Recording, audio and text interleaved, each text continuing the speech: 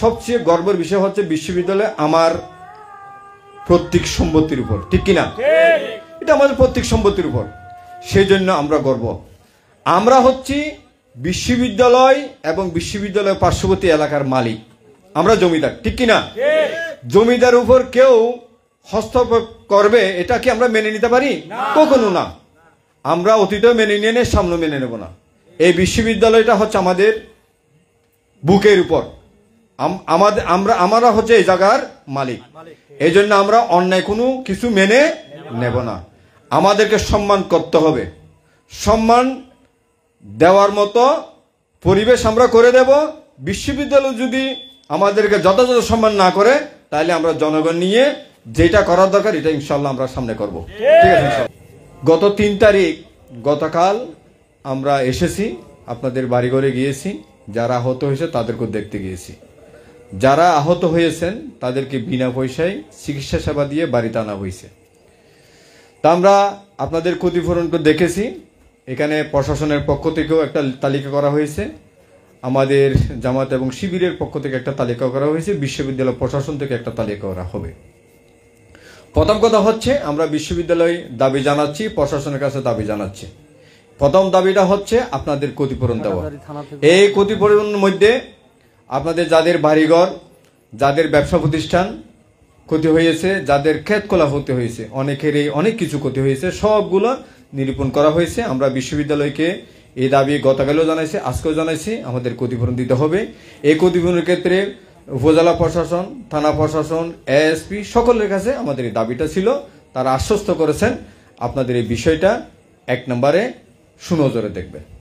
তাহলে ক্ষতিপূরণের বিষয়টা গেল। এরপর হচ্ছে আমরা যারা এলাকা থেকে বিচ্ছিন্ন হয়েছে একটা কারণে, সেই কারণটা হচ্ছে আমরা আহত হয়েছি, ক্ষতিগ্রস্ত হয়েছি, মামলা হয়েছে আমাদের উপর, ঠিক কিনা?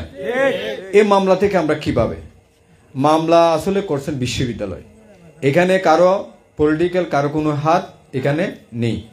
জামাত বলেন, বিএনপি বলেন, শিবির বলেন, ছাত্রদল বলেন, কারো হাত নেই। এটা বিশ্ববিদ্যালয় প্রশাসন, পলিটিক্যাল যারা লিডার আছে তাদের সাথে তারা বসেছেন, আপনারা দেখেছেন। এত ক্ষতির পর আমাদের মালের ক্ষতি, জানের ক্ষতি, অনেকগুলো ক্ষতির পরও আল্লাহর দেওয়া শিখানো ভাষা, এরপরও বলেন যে আলহামদুলিল্লাহ। সমস্ত প্রশংসা কার? আল্লাহ। আমরা ভালো আছি, আলহামদুলিল্লাহ রাব্বিল আলামিন, ওয়াসসালাতু ওয়াসসালামু আলা রাসূলিল আমিন ওয়া আলা আলিহি ওয়া আসহাবিহি আজমাইন। আজকের এই সম্মানিত এলাকাবাসীর সম্মানে আজকের এই মত বিনিময় সভার সম্মানিত সভাপতি, আজকের এই অনুষ্ঠানের সম্মানিত প্রধান অতিথি, বাংলাদেশ জামায়াত ইসলামী চট্টগ্রাম বিশ্ববিদ্যালয়ের সম্মানিত আমির, আমাদের সকলের অভিভাবক, শ্রদ্ধেয় শিক্ষক professor doctor Habibur Rahman sir, উপস্থিত অন্যান্য নেতৃবৃন্দ, আমার সামনে এই এলাকার সম্মানিত প্রিয় জনগণ, এই সুন্দর আয়োজনের জন্য যারা আয়োজন করেছেন, যারা এই সুন্দর এই পরিবেশটা সৃষ্টি করেছেন, যারা এসেছেন, সবাইকে আমার ব্যক্তিগত পক্ষ থেকে শুভেচ্ছা এবং অভিনন্দন জানাচ্ছি। বৃষ্টি আসতেছে, রাত 9টায় একটা জানাজা আছে, সেজন্য আমি 2-1 কথা বলে কথা শেষ করছি। সবাই কথা বলেছেন, আমরা কথা শুনেছি, সব ঘটনাগুলো আপনাদেরও জানা, আমাদেরও জানা।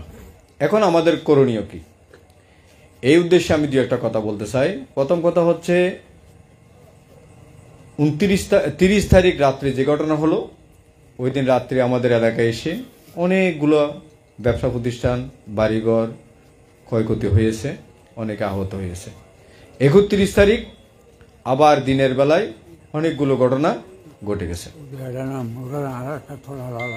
অনেকগুলো ঘটনা ঘটে গেছে।